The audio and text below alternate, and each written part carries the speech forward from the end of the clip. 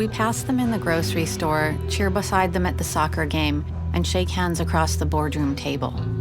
They're healing your wounds, leading your prayers, and teaching your kids. But what you don't know is, they've reached out to a man society would call monster, and fallen for him. They sacrifice status, friends, and family for a secret life behind bars. And their only crime is love. I once was lost, but now I'm found. Was blind, but now I see. Was blind, now I see. Was blind, but now I see. Looking for late like you said, and romance. I've been happy all afternoon. I've been in a great mood. I can't tell because you haven't answered the phone not one time. I probably called 27 times. I can feel time to change your lips. You can keep running your mouth. You still have to marry me tomorrow. You just remember that. Oh, you're locked in. There's no way you're turning around now. I've been chasing a red boy, someone red like me. MWI stands for Met While Incarcerated, and that is couples who did not have a romantic relationship prior to the incarceration. Tomorrow will be the third time that we've actually been together in person and we're getting married. Like, what is wrong with you? Like, how crazy are you right now? Man, we've come a long way to get to this point, to get to this day. There's been a lot of changing and growing for both of us. A friend, a girlfriend, Yeah. fiance. And then when you sign in Wednesday, Wife. 2 years ago, you thought prison wives were crazy. You know what I mean? You're like, Yeah. wait a second.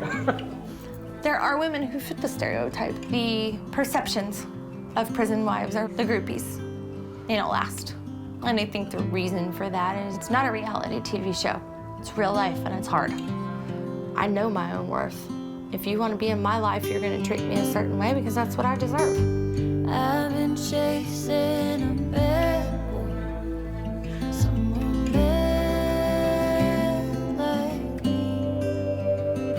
I found the Prison Wives world by stumbling on an inmate pen pal website, and that's where Journey found Ben. She was doing a favor for her church group. It pretty much started like any other love story. You know, a girl writes a guy in prison, and they kind of fall in love. I was on like 4 different websites. I had like my profile on Facebook, and all I wanted girls to do was send me money, send me panty shots, you know what I mean? The one thing that really did stand out about Jo was that she kind of like demanded, is the best way to put it, that I treat her a certain way. Letters of friendship turned to flirty phone calls, and suddenly a mom and military vet used to control is falling through normal, dropping everything to see him, really see him. Maximum security be damned. I still remember that first visit. Here's this huge guy, and he's covered in tattoos, and he looks like your stereotypical prisoner, like the guy that you would cross the street to avoid. And he walked in, and he saw me, and I waved at him, and his face just lit up with this huge smile, and he just engulfed me in this hug and just cradled me against him like I was made of glass and just held me. And I just melted. I fit so perfectly in his arms. It was just like we were made for each other.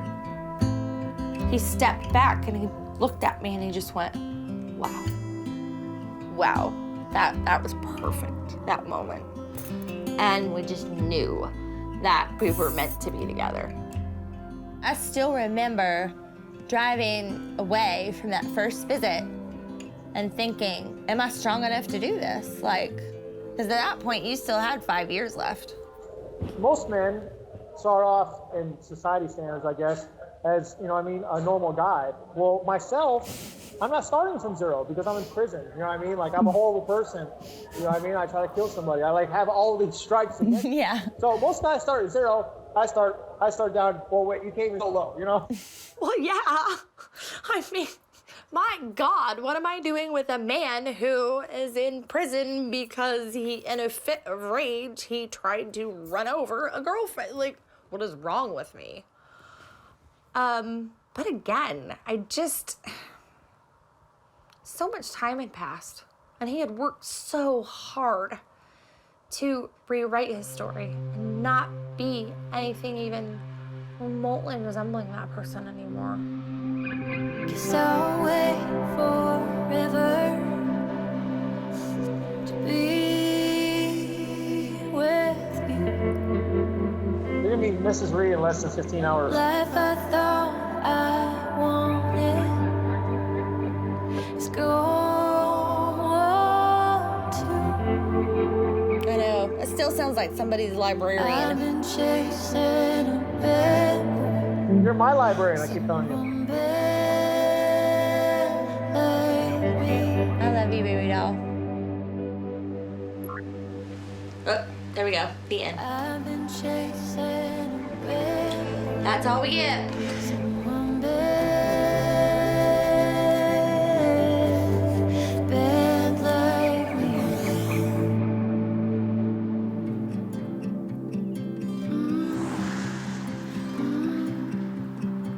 I thought from day one, this is nuts. As I was falling in love with him, it's like, this is crazy. I can't love a man in prison. Like, I can't do this. But I don't know. There's men on the outside, but they're not Michael. There's an imagined divide between us and them, good versus evil. And nowhere is that more pronounced than in Louisiana. Angela Taylor is one of us, but the New Orleans middle school teacher is on a highway to hell because at the end of this road, wrapped in the arms of the Mississippi, are 6,000 sinners who know the hot ends of crime and punishment that good people have only seen in movies. We are on our way to Louisiana State Penitentiary, also known as Angola. Because she's visiting one of them, she can't show her face. Michael Taylor is a painter, a convicted murderer, and now Angela's fiance. It's not planned. Things in life aren't ever planned, but it's just kind of crazy to think that I went from being married and having a husband to now having a fiance on death row. But it's part of the journey, I guess. It's my journey.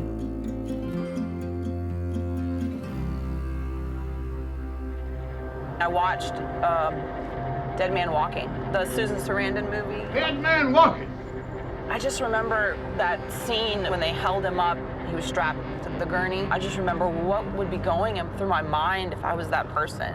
It got to me. I think killing is wrong, no matter who does it, whether it's me or y'all or your government. I can't watch that movie anymore.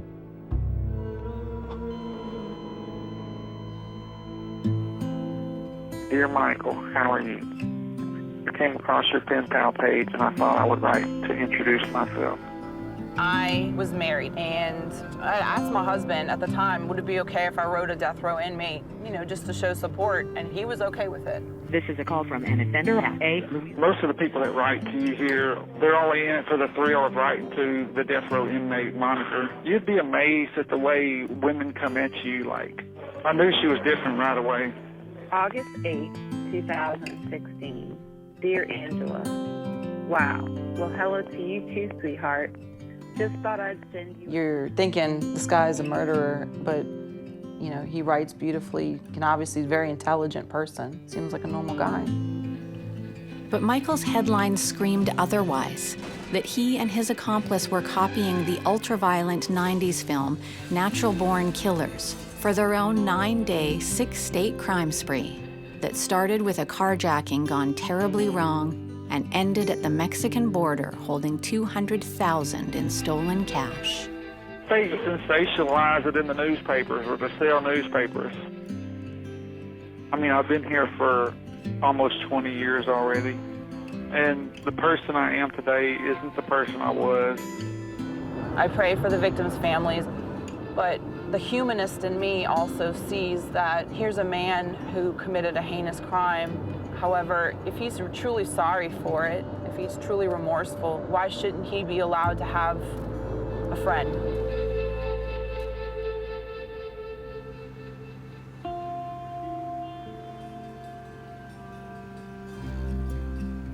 It's the prison wife's dream, and for 6 years, Brenda Boyd Crazy Bull has been fighting for it. Homecoming. Sonny's getting out. Do people look at us and go, oh, he's getting out after this many years and we can see where that's going? Or do you wish us the best? I'm with wish us the best because we need that encouragement. It's a happy ending with conditions for this medical lab dispatcher.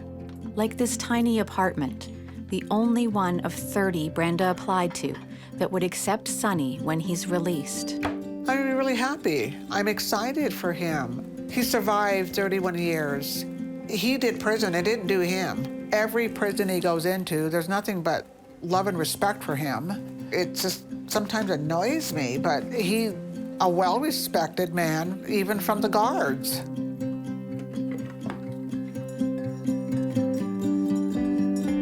And in who he is, he's a good person. No, he really is. He's quite intelligent. He does have heart, as I found out. It was buried underneath so much. Good morning, honey. I am coming home.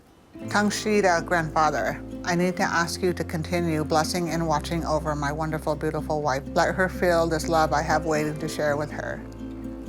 I love you very much, baby, and Marky, too. He's gonna be sitting right there, and then he's gonna wanna touch my hands and me, and then I'm kinda gonna go, oh, that's nice. And then it's like next to somebody at night.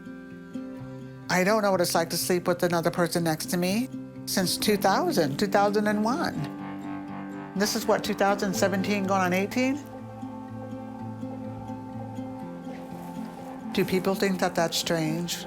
Sonny's been inside for 31 years, and prison wives don't talk about their husband's crime. So when Brenda says Sonny caught a bad charge, that's lingo for a crime that even other inmates frown upon. His crime, I want to leave him to describe that. It was a big enough crime, though, that the offender status comes into place. This offender status of harm on another person. There was the violence on another person. There was a victim. Oh my goodness. Okay, she's gonna keep going right by. Oh my Lord.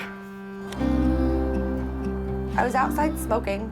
I looked over and there was a set of clouds, and I had the memory of finding things in the clouds. That's my grandpa when I was a little girl. That was where I went for unconditional love. It's just nice knowing I'm about to marry the man who is my safe spot in this world. The impact of being in a situation that I never saw for myself and making the decision to own that had the impact of a nuclear bomb in my life. Journey is on damage control with her conservative combat buddies and Marine ex-husband/best friend, who's back at home with the kids in Maryland. Because an Oregon man in prison is now the man of her dreams. So glad you're here. And a friend through the Prison Wives Network helps on Heron Hugs, because neither family will be giving second chances today. I had a long cry this morning. I told Ben, I was like, I have to stop crying here soon or I'm gonna look like a radish at the wedding. Like, it's not gonna be pretty.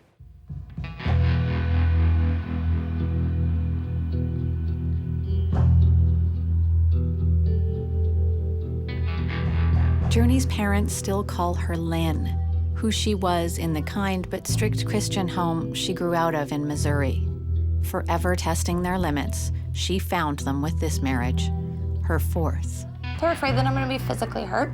He was convicted of a violent crime. They're afraid that I'm gonna be emotionally hurt. I'm gonna get taken advantage of. I'm gonna get lied to. He'll cheat. He'll struggle with his addiction again. He'll fall off the wagon. You know, when I was a kid, like if I seen candy, my first reaction wasn't to say, hey mom, buy me this candy. It was more like, just put the candy in my pocket, you know what I mean? So like at 14 years old, I'm like, I'm using drugs. That just started the whole thing. You know what I mean? To the point where it's like, I want more drugs. So how do you get money? Well, you rob people. It went from 0 to 60 really fast. Those range from like class A's, from like possessions to stolen cars to burglaries, like I mentioned, you know, attempted murder, aggravated theft, selling drugs. It's a lot. No exaggeration, probably like 21 felonies and probably 25 misdemeanors. What's different about this time is Ben's doing 10 years for attempted murder, and the victim is the last woman he loved. Oregon State Police arrested Benjamin Reed over the weekend and booked him into jail on more than $1 million bond. They say that he kidnapped a woman and her toddler from Portland. I think it's really scary because there's lots of kids around here. The local news stories list other charges Ben had that were dropped when the victim didn't show up for court. Police say he kidnapped his girlfriend, assaulted her, and forced... Kidnapping. Troopers say the woman stopped the SUV and took off on foot down the freeway, and Reed got out and chased her. Sodomy. Sexually assaulted the woman at a truck stop a short time later. And rape. She was able to escape at one point and flagged down a truck driver for help. Police discovered the accident a little further down the road. So that night of the attempted murder, was there also originally a rape charge? Yeah.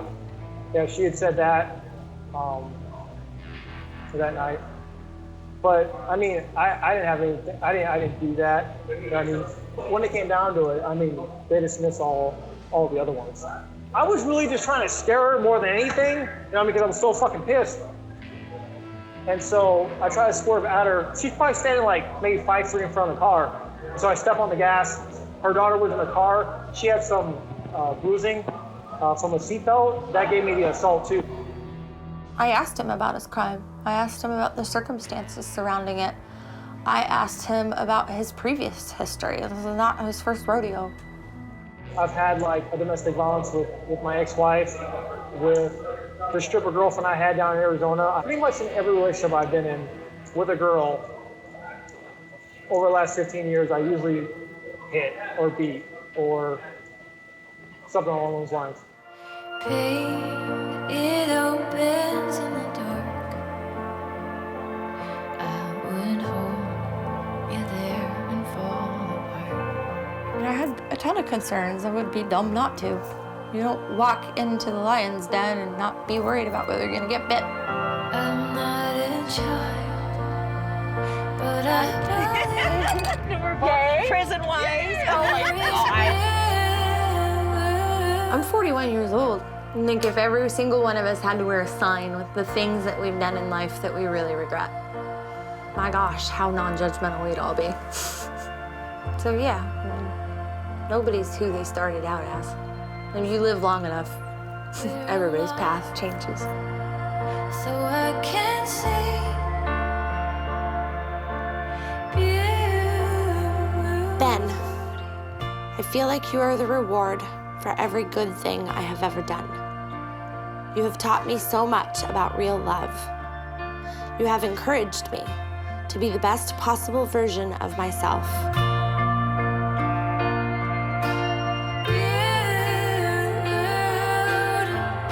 I will spend the rest of my life being so proud to be your wife. I will prove to you at every opportunity that your faith in me has not been misplaced. I will work to make the partnership a thing of peace, beauty, and unshakable security and substance. With everything I have, I am yours. I love you.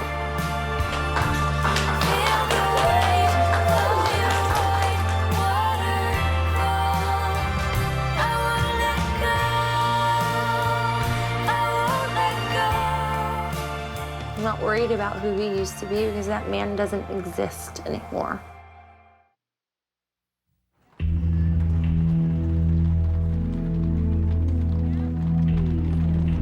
Can you imagine your daughter coming to you and telling you I'm in love with a death row inmate.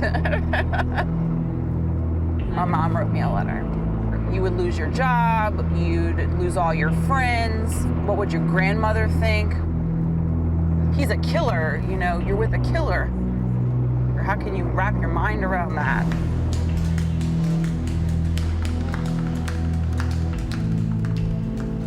In A Streetcar Named Desire, Blanche Dubois says, "Don't you just love those long, rainy afternoons in New Orleans when an hour isn't just an hour, but a little piece of eternity dropped into your hands? And in the hour it takes this teacher to get to work, her mind claims every second of forever, dreaming of a life with a dead man walking."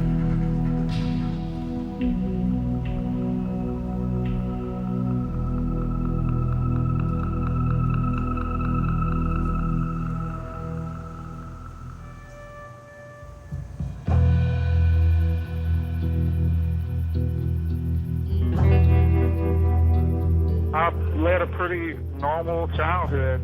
I mean, we had some rough times, don't get me wrong. We were pretty poor, like after our house burned down.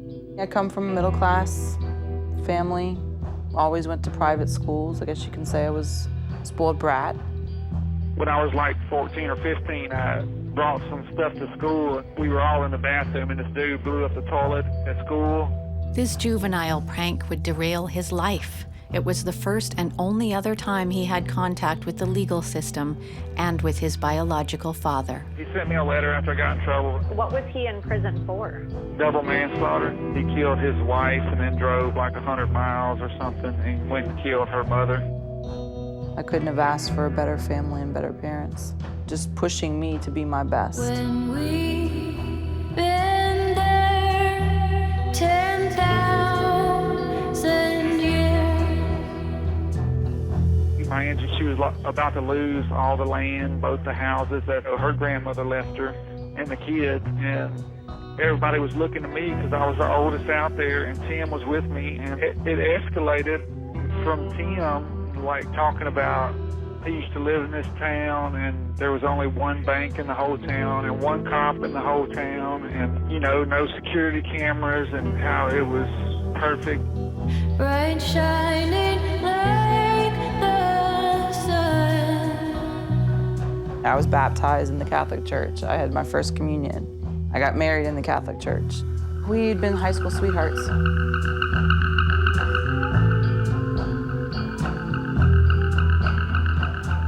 I mean, we were just supposed to steal the car, and that was going to be it. And Tim was talking about this car he wanted, and we walked to the car lot, and he showed me the car, and that's when he come out and asked us if we wanted to test drive the car, and we was like, here's our car right here. We'd been together about 17 years, married for 9.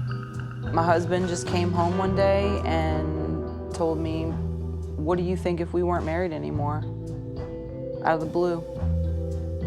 And that was our plan, just to let him off at the bridge, and that was our plan, to steal the car. And when we got to the bridge, we let him out of the car, and that's when he reached for the gun.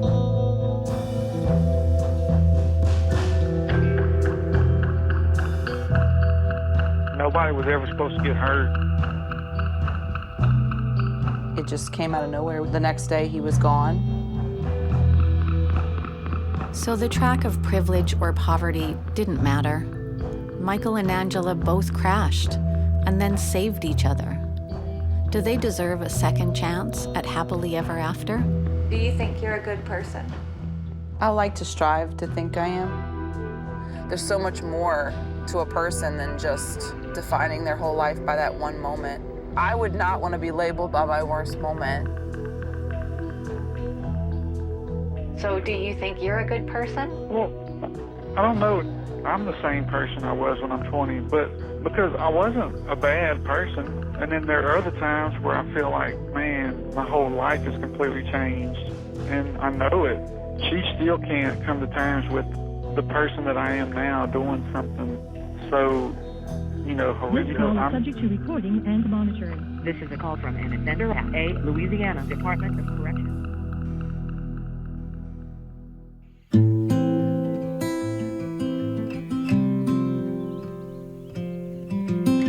early 70s. There was a lot of natives coming off of the reservations into the city. My mom took us, there were 6 of us at the time, and she brought us here to Portland. In my younger days, I was back on my reservation is Poplar, Montana. It's Dakota Sioux Fort Peck, Assiniboine Sioux tribe, band of Sistinawattin band. Back on the reservation when I was young, it was very dysfunctional. There was a lot of alcoholism and child abuse. Me and my 2 older sisters, we'd get locked in the basement for no reason and get beat on. Our dad was an alcoholic. He was drunk and always upset over my mom not making it home. My mom was a nurse. And when our mom got home, she took a big side butcher blade.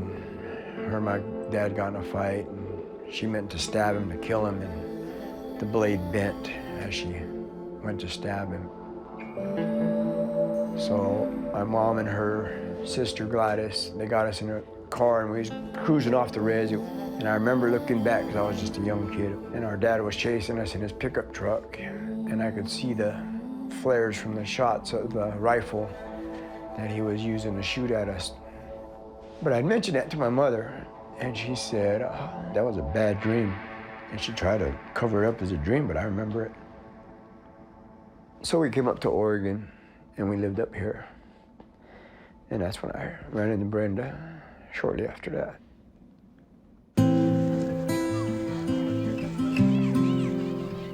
His siblings were close in age with my siblings, sisters and brothers. I remember seeing him, really taking an eye to him. To this day, we can recall it. It's pretty funny. I was about 13 at that time. I and my sister were just walking along, going to meet some friends, and this person rode by on his dirt bike.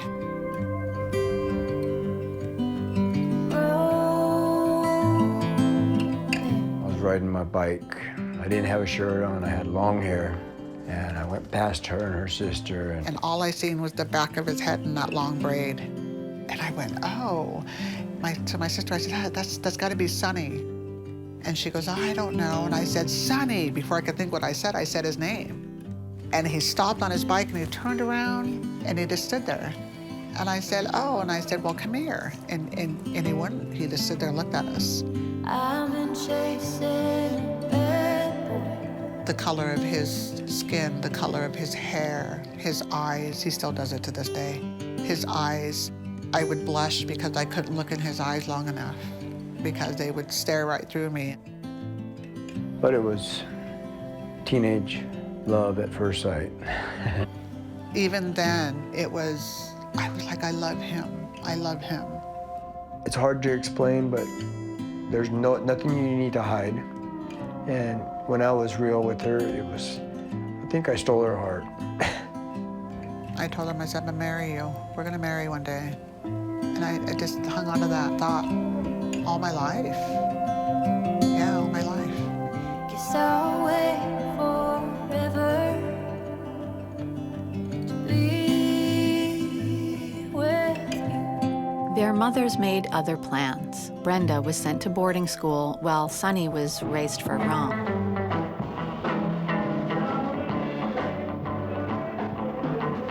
My mother taught me how to jack roll when I was like 15 years old. Jack roll is, my mom would come out of a tavern and she'd be with somebody, and then she says, once I put my arm around him, I got a live one, and we'd rob him.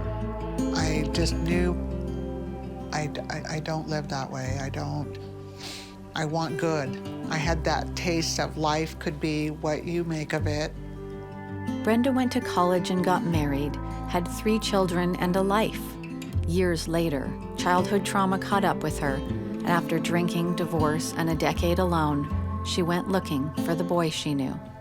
His photo appeared along with that page. I looked and I touched it, and I could touch his picture, and I went, oh, my baby. Ready for second chances. It brings up where they're at. It brings up their charges.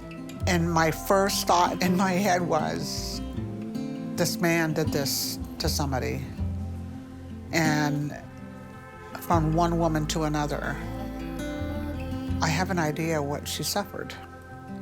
And I remember looking at him again. I seen right through everything. And all I kept thinking was that photo, him. I know him.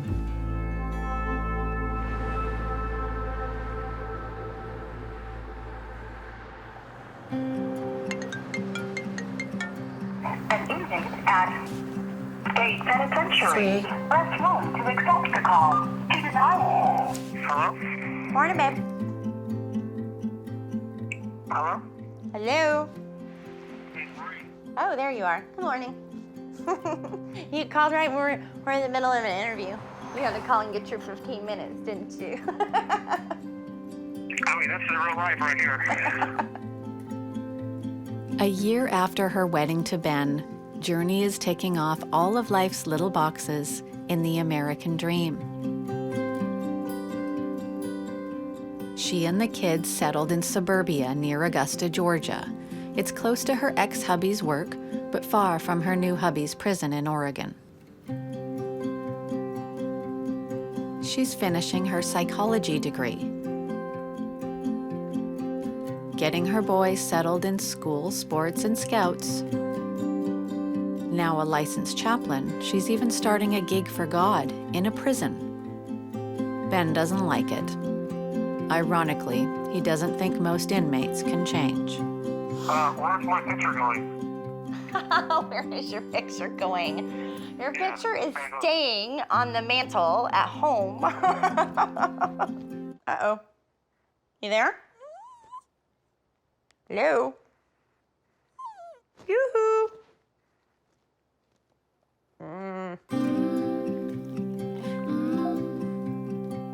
He'll come back.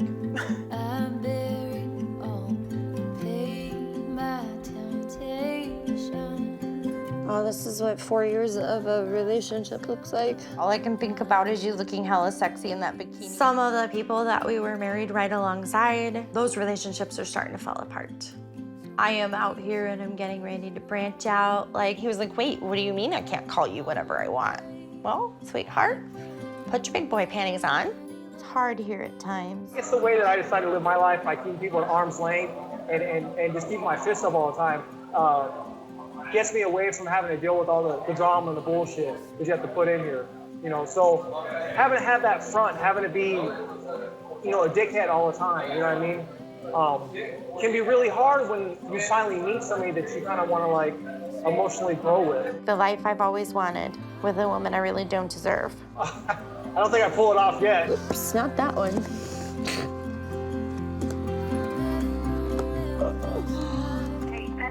So yeah, he's calling back. Now watch, the first thing out of his mouth is gonna be, why'd you hang up on me? Balance is $27. Press 1 to accept the call. To deny this call. Thank you for using Cellmate. Why are you hanging up on me? I know you're cheating. I think the thing that makes me the most suited to extend God's grace to other people is the grace that I've been given in my own life. I've never murdered anybody. I've hurt people. And I know what it's like to be judged.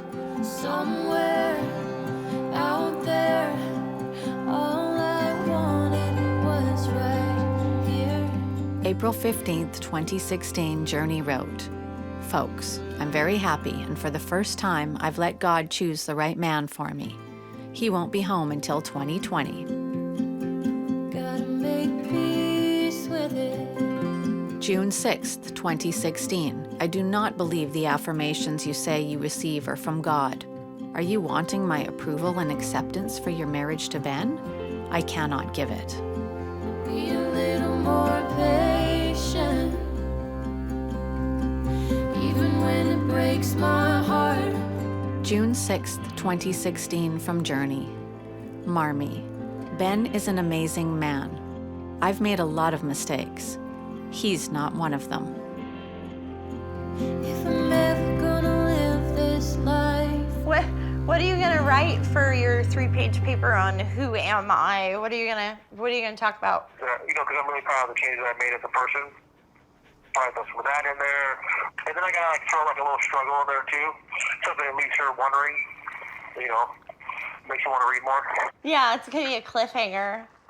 How is the story gonna end? What kind of person is this man gonna be?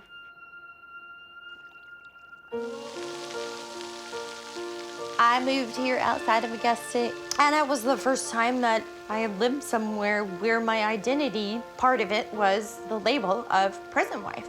So there was some apprehension about joining a new church and finding people and what to say to the neighbors. Not really on my part, but definitely for the kids. They like Ben because Ben sends them presents. They don't know that he's in prison. He just said he lives in Oregon, and he's busy out there for the next couple of years, and when he's done, he'll be home.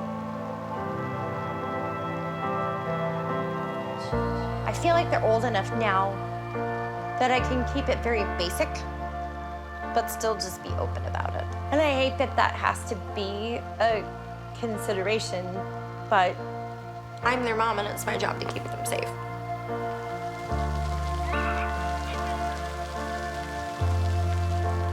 Now I gotta go so I can finish this interview, baby. I don't get to talk to her for the next 5 months in the morning anymore.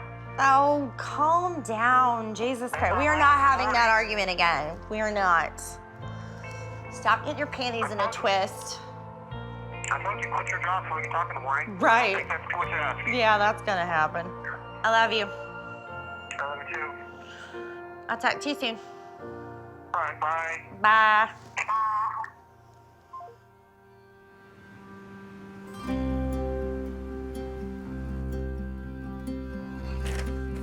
$223. Oh, this is his first letter, you guys. Dear Brenda, well, well, well. It's about time. Yes, I have thought of you always, but no way to contact you until now. Yes. She said that she really knew me, so I wrote back really quick, and I let her know that, yes, you know me, but I've changed tremendously. I pray and hope that this letter finds you in the best of health and spirits. As for myself, I am doing fine. I had to really let her know what I've learned in prison, what I had gained in prison, my education and everything. I had tried to correct my wrongdoings so much. That's why all the self-help programs, all the sweat lodge ceremonies, all the songs I sang, all the suffering I've done. I have been incarcerated for a very, very long time. It'll take a miracle to get me inspired to write and keep in contact with someone. And as it stands right now, this moment in time, and it says, you, lady, are this miracle, inspiration. Brenda sees the best in him. Reuniting started their 6-year marriage / struggle to bring Sonny home. When Brenda stepped into my life, it was just a whole new life for me. There was life other than prison. Yeah, these date all the way back. These are so funny. Gosh.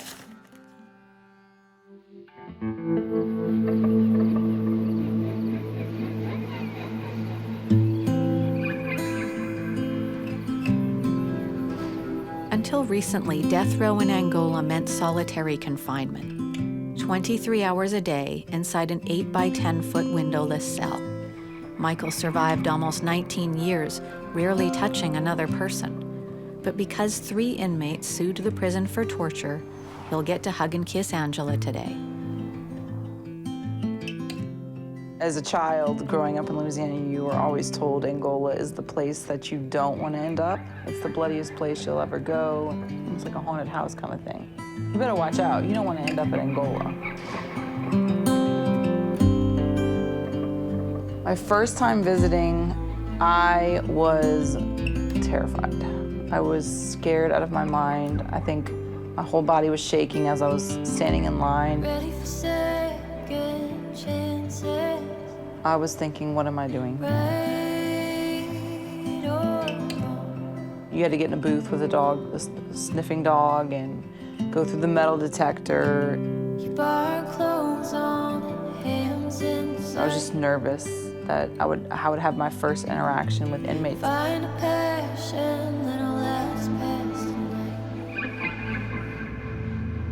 Amazing grace, how sweet the sound. I was thinking, what am I doing here? Knowing that Angola is like the worst place in Louisiana you can go.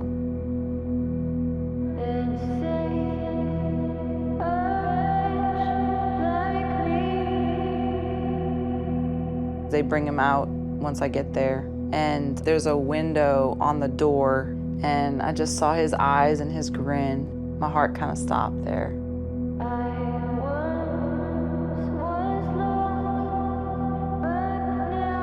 And I just said, there's my person. Michael doesn't have an execution date because he's not exhausted his mandated appeals, and Louisiana put a hold on lethal injections for now. It's just enough hope to keep love alive.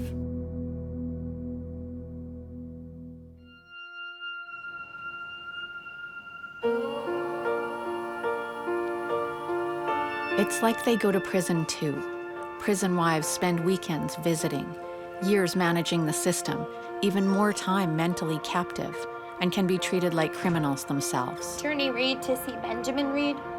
They don't condone or excuse crime. In fact, many prison wives only have a tolerance for their inmate. She really took on a lot when she married me. I've always had to suffer through, always starting off from negative. You know, hey, there's Ben Reed. He's a bad guy. Watch yourself with him. You know, and my wife, she's a very normal person. She was in the military. You know, she had played lots of important roles in life. She always started from the positive and required respect from everybody. So for her to latch on to me or to call me her own and be willing to start from down here and fight like I fight, it really means a lot. I was in the military during 9/11. I was a reservist, was an Army medic. And so I watched, just like the rest of the nation did, in just abject horror at the events of that day. It fueled for me, like it did for most people, a sense of really righteous indignation, and we should just go over there and kill them all and let God sort them out. And they all just deserve to die for what they've done. And that was what I went over with, was this, I was a medic. It was my job to help people. And then I got there, and I met people. And I met mothers and fathers and children who weren't terrorists any more than I was. They simply just had the misfortune to have been born in Iraq. And I met good people over there with a passion for their country, the same as I had for mine. And it just really changed my perspective on a lot of things. I learned how to identify good guys and bad guys by their heart and nothing else. So yeah, I think that probably has a little bit to do with the fact that I was open-minded enough to get into the relationship with Ben. It's by virtue of the fact that I learned how to see his heart and nothing else.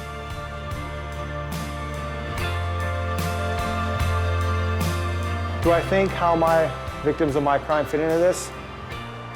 I mean, I think about that all the time. I can't ever condone the stuff that he did.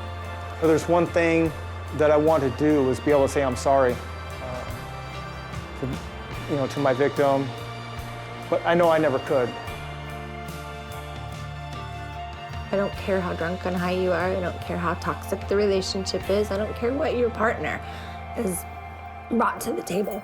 So there's no excuse. There is no justification for a man to put his hands on a woman. None.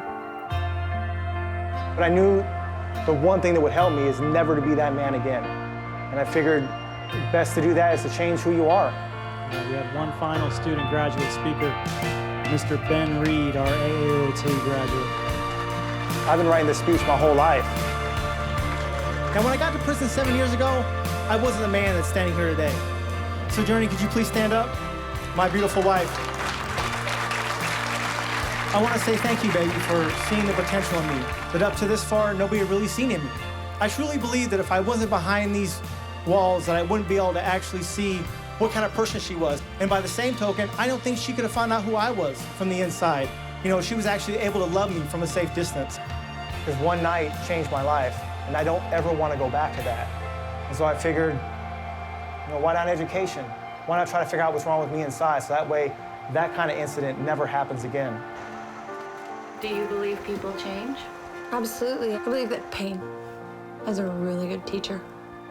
You are on this path in life, and then something happens that is so big and so catastrophic and so painful that everything just implodes around you. You just hurt so bad. And the thing that you take away from that is, let me never, ever do this again. And I think that this prison sentence was that for him.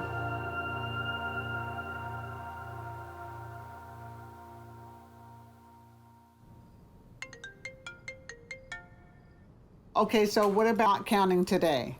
8 and a wake up, right? 8 and I'm shaking my shower shoes. Okay. Homecoming means all the prison wife if-onlys are replaced by what-nows. Brenda's upset with how Sonny's parole conditions might restrict time with her grandkids. I said winter, FaceTimed me. What about?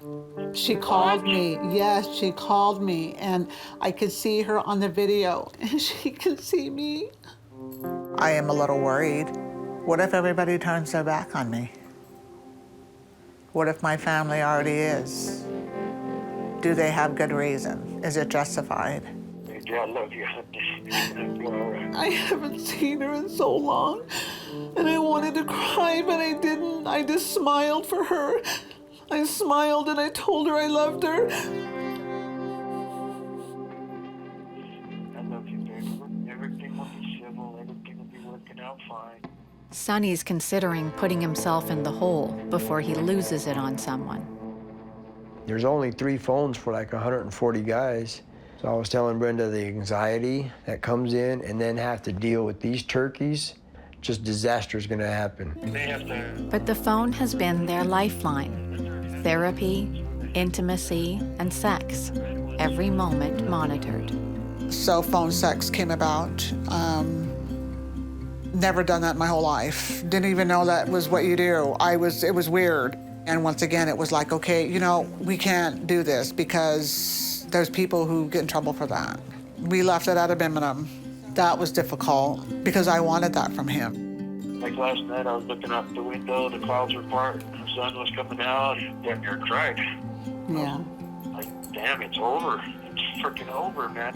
When I got involved with Sonny, it was more of like, I think, a safe.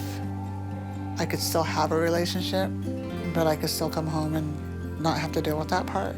He's like, Brenda, it's been 31 years. I just want to be with you. Having you by my side and me going out there. It's a date, baby. I love you. I love you too. Yeah. I look at it as, if it weren't you, I would be running the other way.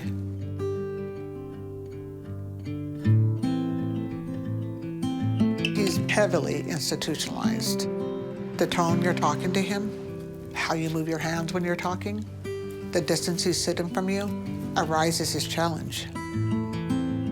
I used to always talk with my hands. It's just a natural thing. And I go up and down with my tone because I'm happy and I'm just me. And it makes him angry. He wants it to stop, you know?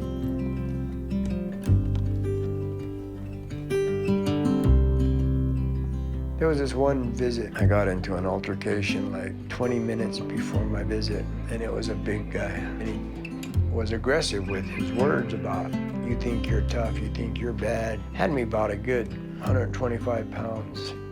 He tried like heck to rip my eyes out, but he didn't have a chance. Because of my amount of time that I had in, I had so much built up in me, I handled him.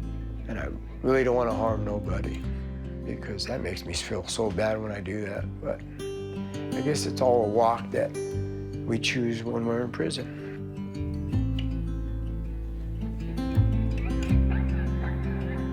How was the visit today? The visit was comforting. I was able to hug him and hang on. He brings that safety back to me that out here I tend to lose sometimes. I know him enough, though. When we were younger, he fought a lot. He had every reason then to put his hands on me. He never. My younger daughter, she broke down. She just was crying. And I said, what's wrong? And I reached out to him and I said, hey, I know who he is. And she said, I just don't want him to hurt you. The worst that can happen is that life will get to him and he'll feel defeated. And he will take it out on who's around him. And that could possibly be me.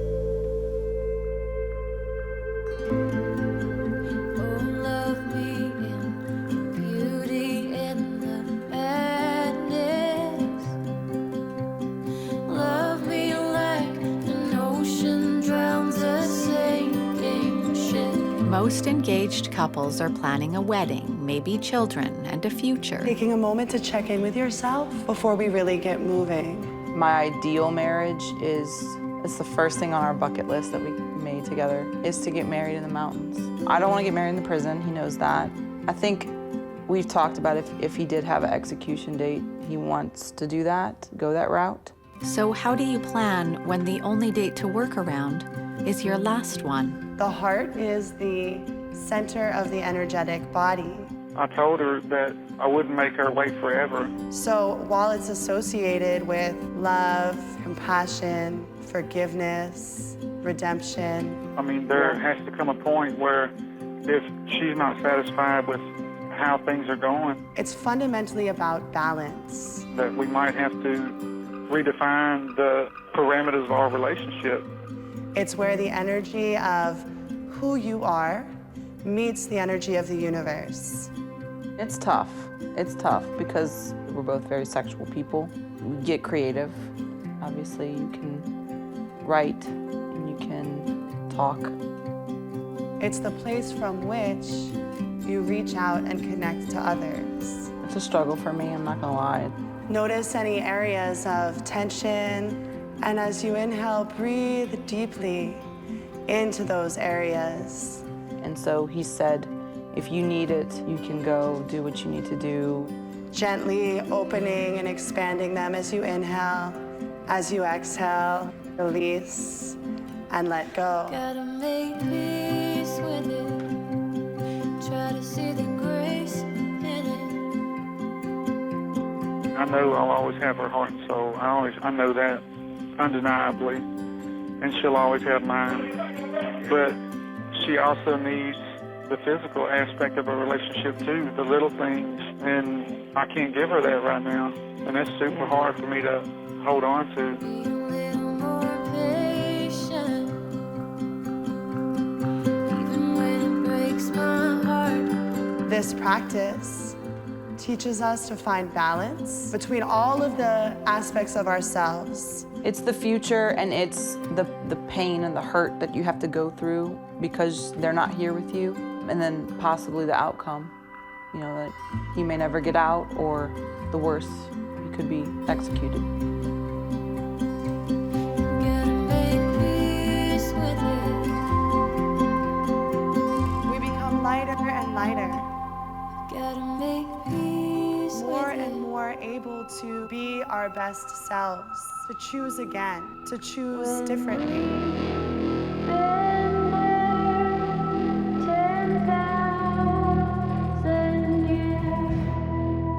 If you can give me like 1 to 10, how much of that is present in your mind? The idea that it could happen for you. Oh, it's always there. Probably a 7. That worry's always there. With all that stuff happening in Arizona where it took that guy 2 hours to die. Taking a moment to check in with yourself. And some other states where people were, Notice the quality of your breath today. you know, hurting on the table, Notice if your chest feels tight or open. gasping for air and screaming, and If the breath is short or long. not dying for hours. If the inhale or the exhale bears more weight.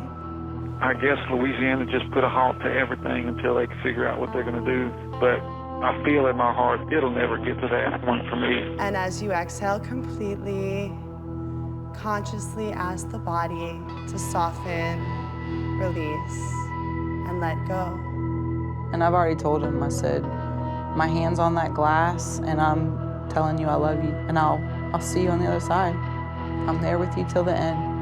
A lot of people are standing behind me, and they think my case is really good to get a new trial. He said, stay strong with me, and you won't be disappointed with the outcome. And light at the end of the tunnel, does that mean hope that if you do good enough that you might get to be out in the world again?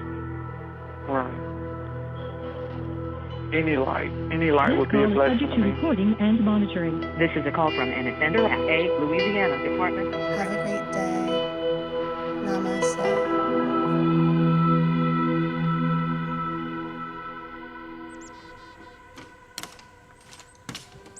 When it comes to justice, there are two kinds of Christians: the Bible-pounding judges who cast off the evil serpent, America needs a tidal wave of the old-time religion. and the peacemakers like Journey, who just saved some strangers by freeing a venomous snake caught in the bottom of their boat.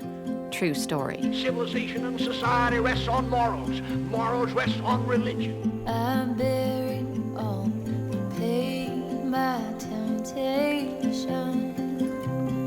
I find God outside on my kayak in the river, just as often as I find him between four walls with somebody reading scripture out of a book.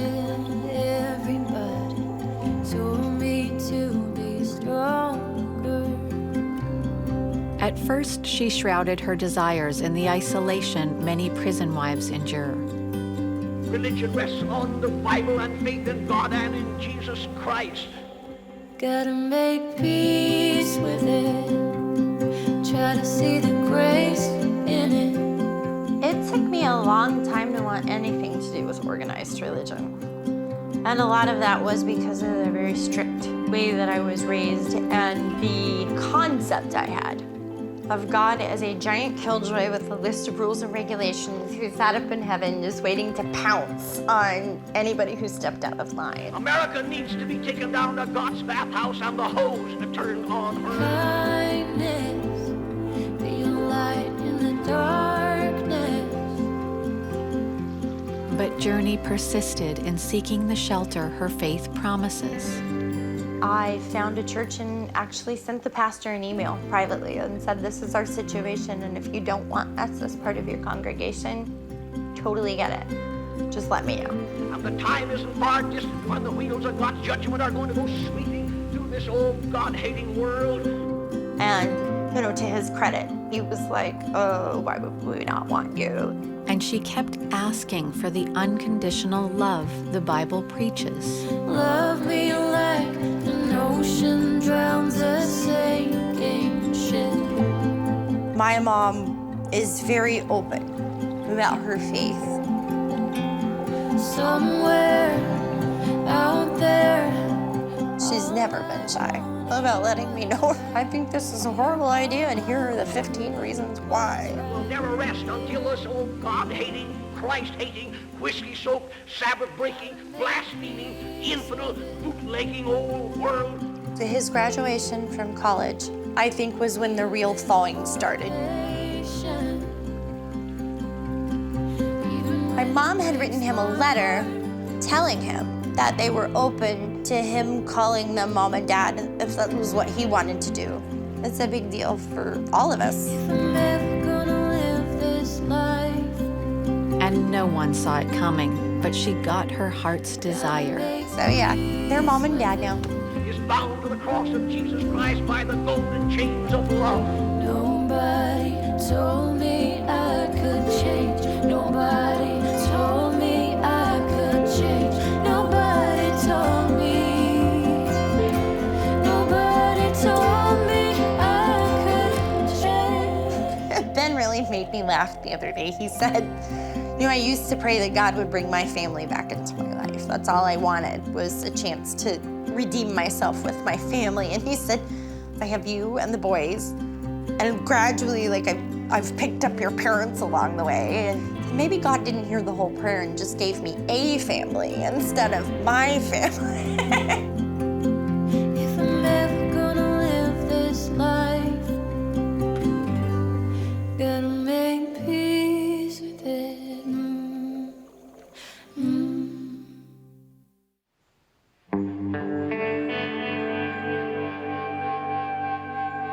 Prison wives don't see crime and punishment in black and white like us. They live in the shades of justice's gray. And they're not ignoring the devil in the details. They just see different details. I'm gonna do my last cup of coffee. Like the parole officer who visited Brenda to make sure the prison wife knows what she's in for. He's never had his own place. He was always living with his mom. That she's been told the offender's crime. He doesn't know what matching dishes are like. He's excited about that. And she understands the inmate coming into her home.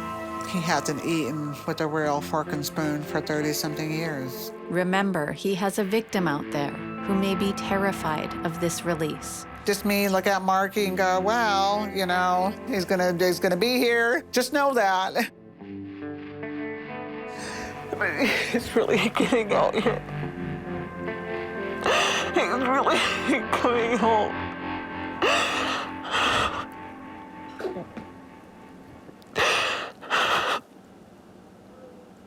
I grieve so hard about this for him. I worry so much. I worry so much for him.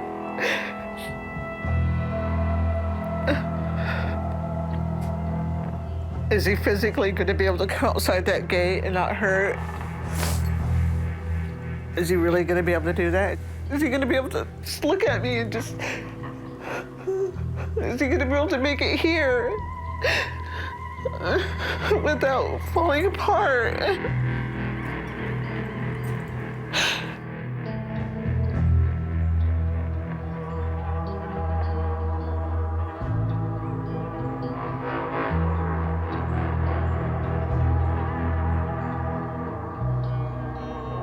I feel so lost, you guys.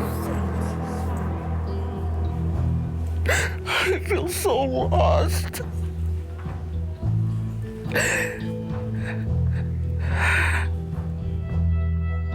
He said that he was really trying to wrap his brain around that he was walking out of here today. You know it, he said, but you just don't.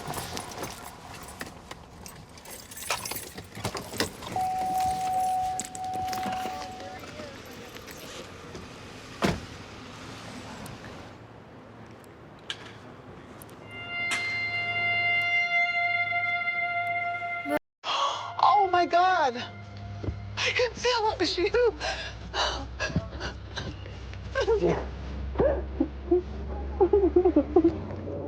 Sorry, honey.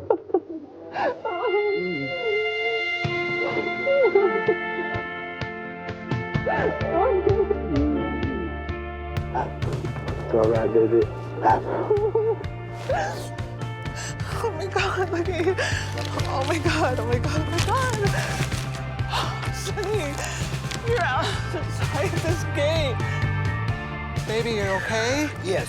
Nervous as all get out, but I'm ready to go. Okay. Let's just get out of here. Let's just get out of here? Yeah. This is weird. We're driving down a road. If you need to stop and we just take a breather, we can do that, okay? As far away from here as possible. Okay. Is the window open a little bit? Yes. Oh, okay. Okay, baby, listen to me. You got a button right there? Right there, right there. Yep, there you go. You can adjust it up and down. I know you've never been in a car that had electric windows. I know that. Baby, this is the everyday life out here. I feel like just waving at everyone. Hey! Go ahead. Been in 31 years, for Christ's sake. Let him go.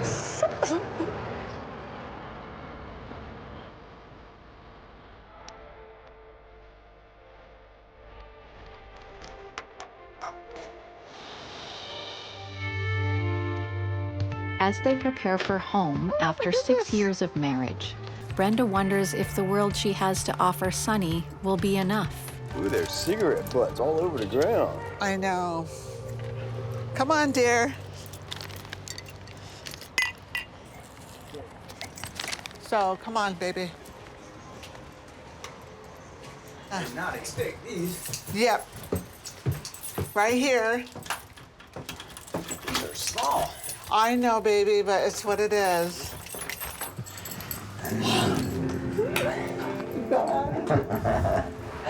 Oh. Oh my goodness. You're finally home. You're finally home. Shh, you're all right. You're all right. You'll make me cry. No, come on. This is small. Oh God. Please don't leave me. Don't ever leave me. I'm not leaving. I'm not leaving. Come on, baby. It's gonna be all right.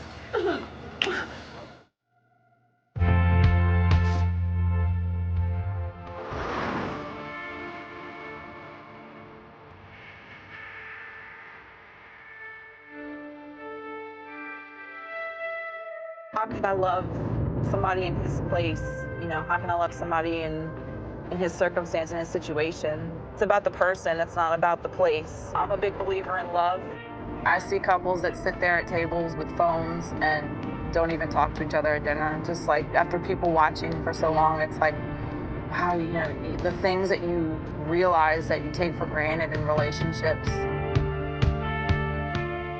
And she always says that I taught her how to love again, and I tell her that she's taught me how to live again because it's beyond true.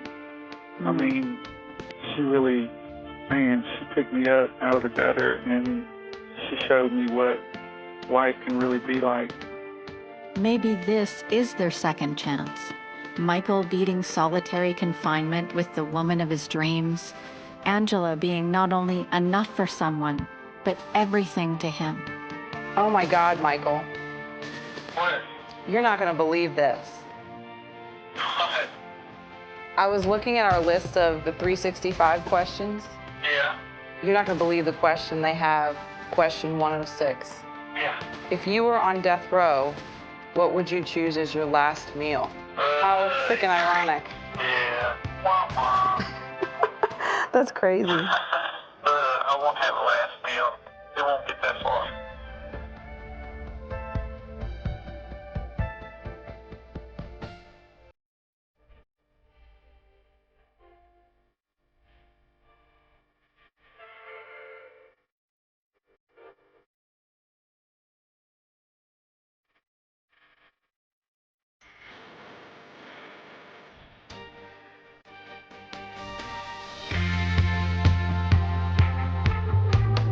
This is where I have to stop. I just need to stop here because Angola's pretty tight about cameras and security, and I don't want to have any issues about losing my visit or have any issues with them suspecting me filming. This is one of 5 times a year Angela gets to hug her soulmate, and she can't put that at risk. Hey. Hey, baby, I'm on my way. Don't worry, I'm coming. You're my motherfucking person, damn it. You're my motherfucking person, baby. Okay.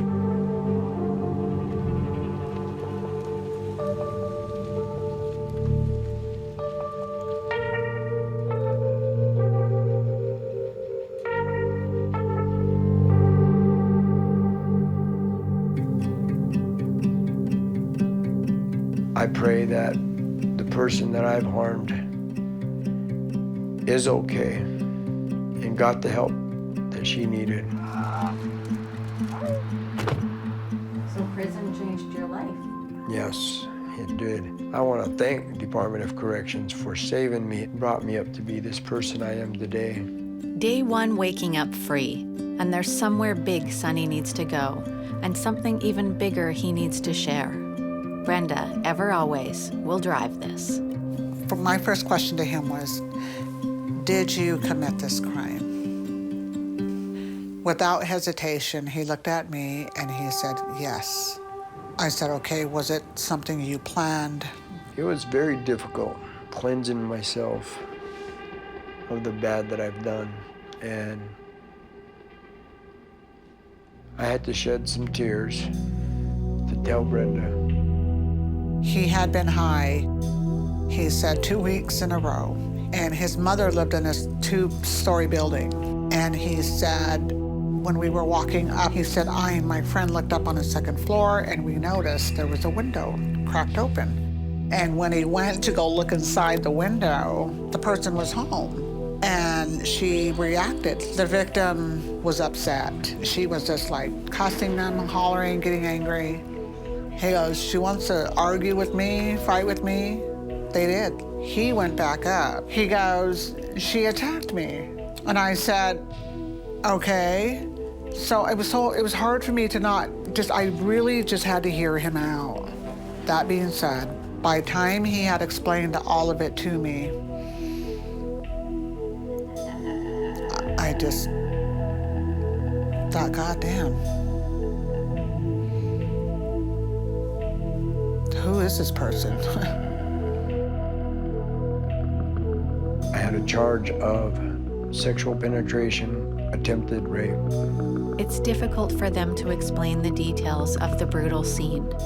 Sonny fought with the victim until he bound her hands. He tried to rape her and then violated her body with an object under threat of a knife. What's the unlawful sexual penetration? She said there was a knife, but the knife that he, I guess, forced it on her. Like he forced the penetration part.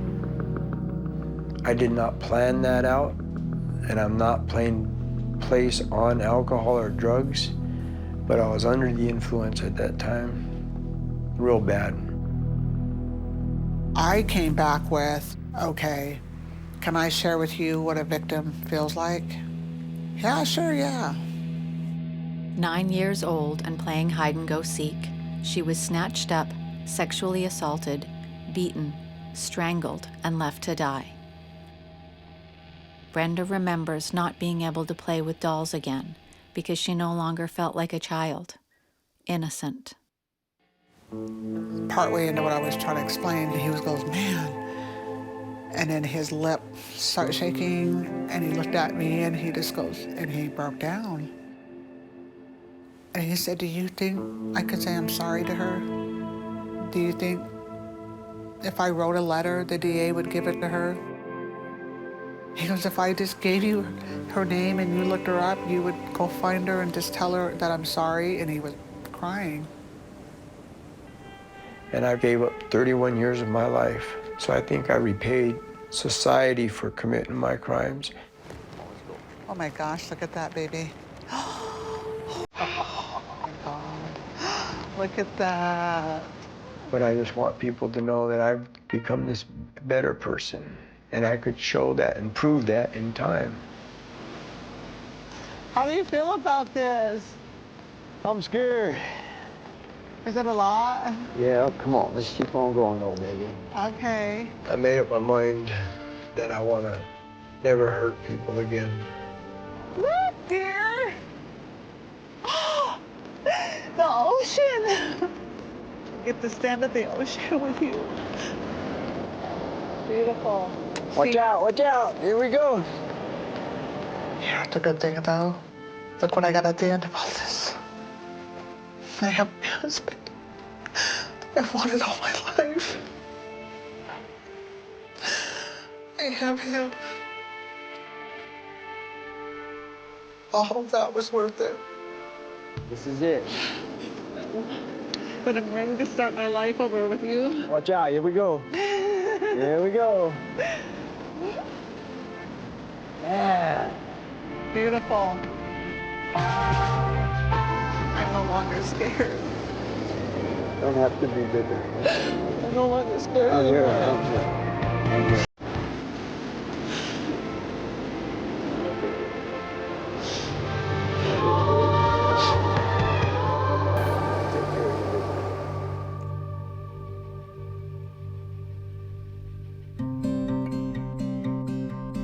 So, do I believe they deserve a second chance at a happy ending? Yes, because now I know people who the world would call monster, and I like them. Anyway, still. These women give more than mercy, forgiveness, even love. Undeserved favor is called grace, and it doesn't make sense until you're asked to give it, or you need it.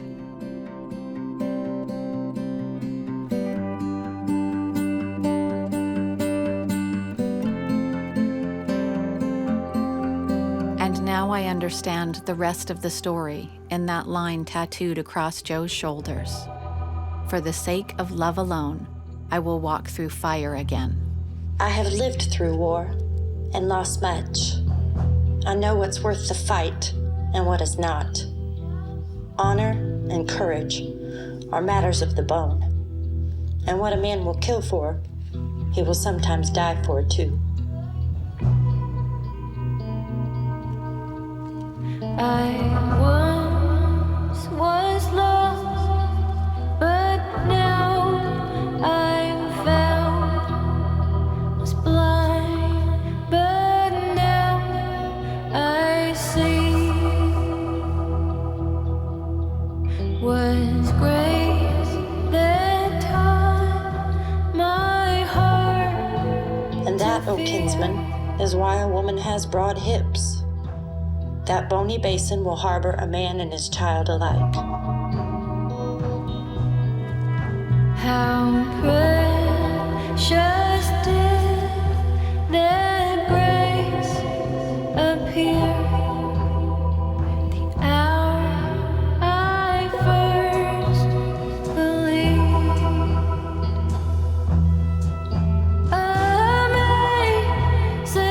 Amazing grace, how sweet.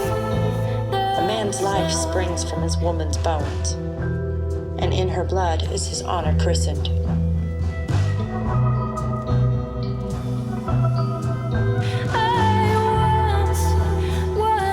For the sake of love alone, I would walk through fire again.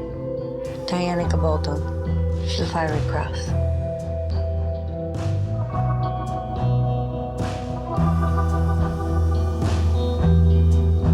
Was blind, but now I see.